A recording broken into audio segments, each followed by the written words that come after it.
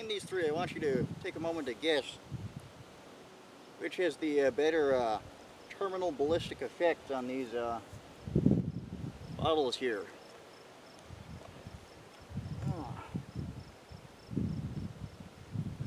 So,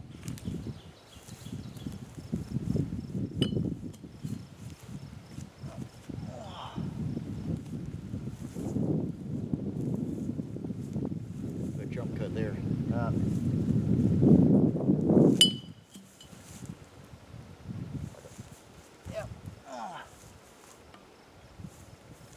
The first 5 minutes of this is going to be me trying to stab this bottle.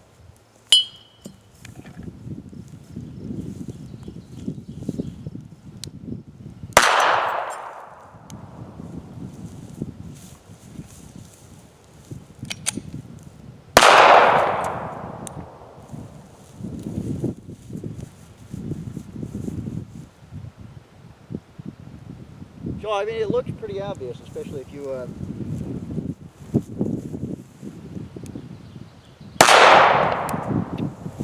take a moment to look at the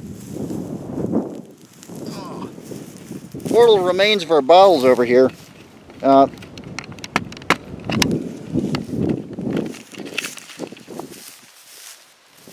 So, yeah.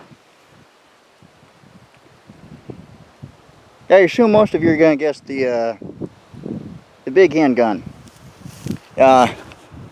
No. Actually, truth is, they're all about the same. Oh. Don't know where I put my ear-pro case.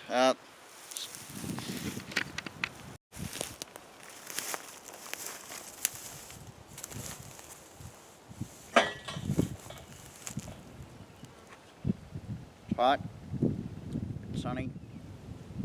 I forgot to bring a hat. I'm not in a great mood. So,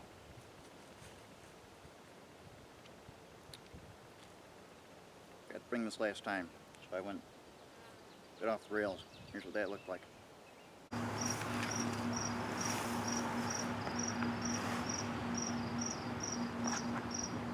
Thank goodness the moon's nice and bright. Just about read this by it. So, camera stopped working. Just gonna re-record that. Fix this whole thing this morning. I had a wee tiny bit of a medical emergency, well, medical type situation. Been in the hospital much for the first half of the day, then I had other stuff to do. So, can't read this by the light of the moon. Let me put on my ghost story light here. So, yeah, keep in mind that ballistic gelatin is a calibrated test. Yeah, it's not my first time trying to reread this, so excuse the dramatic quavering. So keep in mind that ballistics gelatin is a calibrated test medium. It's not a human body. Any cool videos you've seen about hollow points or frangible ammunition or super cavitating ammunition, that's not how it'll behave in a human body.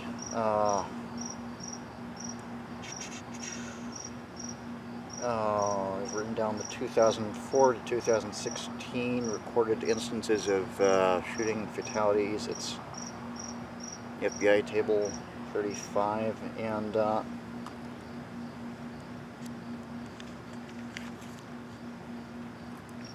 it's pretty much useless because it doesn't really have a key, or doesn't tell you about how many shots were taken, how many shots hit, how many people were involved, number of incidences, so this is pretty much useless. I don't know why I wrote it down. It's kind of fun to note 44 Magnum and 44 are separate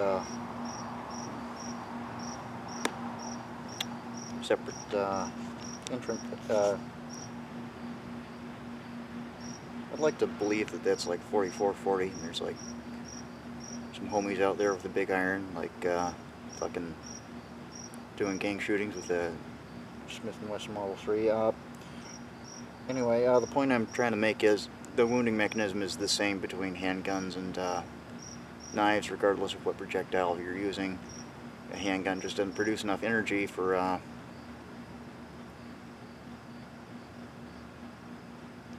it's just not going to do anything but stab. The mechanism of death is you always bleed out unless you hit the central nervous systems, like the brain or the spine.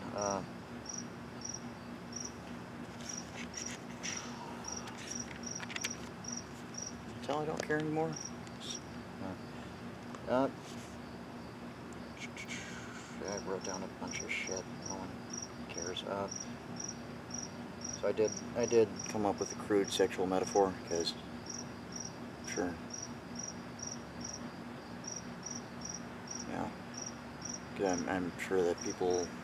There we go. I'm sure that people remember that. So. Think of it in terms of this crude sexual metaphor.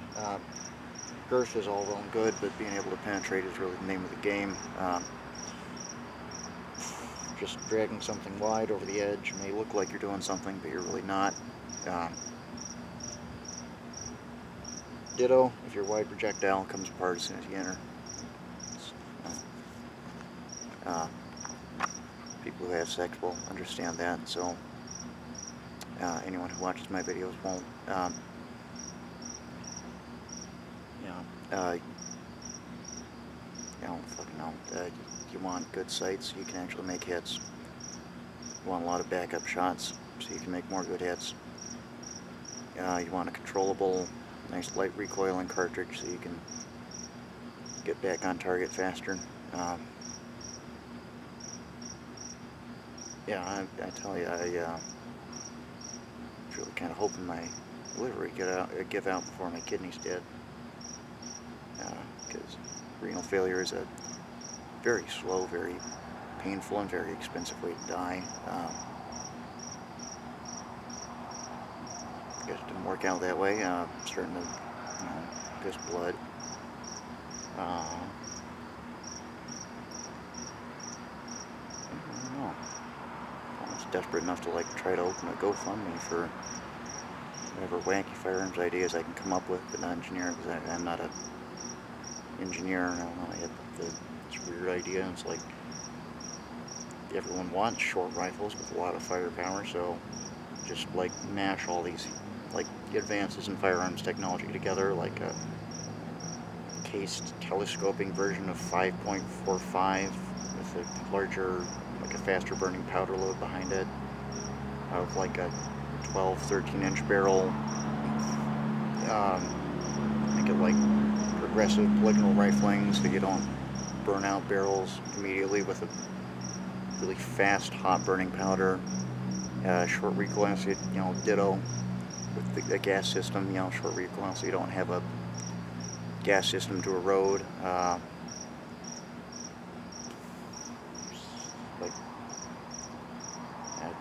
no one gives a shit.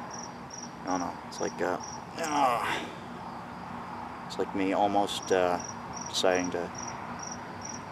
That looks weird. My arm's tired, so I'm just gonna shut that off. It's almost like me nearly going ahead and trying to figure out CAD so I can give Ruger an unsolicited email about, hey, you could make a mini Garand type thing. Here, I think I've figured out a way you can simplify your castings by making them multiple part, then welding them together. You just need to put a little, a rib, just here in the main body of the forging, so you can have that extra rigidity even while you're welding them together. You can even make your in-block clips out of the same fucking thin sheets of aluminum they use for pop cans, and you can engineer them so the corners will fail after one use, so you can sell your prepackaged ammunition, and your customers are gonna hate you for it, but you don't give a shit because you're a firearms company and because you're fucking Ruger. Yeah, you can make a mint off of this. No one gives a shit, and I'm not a qualified engineer anyway. So, yeah. Oh, I'm wearing a hat. Like I managed to sunburn the top of my head because I'm bald. Yeah, I bought this hat for my birthday. Like 4 days before I was fired from my last job. It's a nice hat. It's a $300 hat. It's not worth it.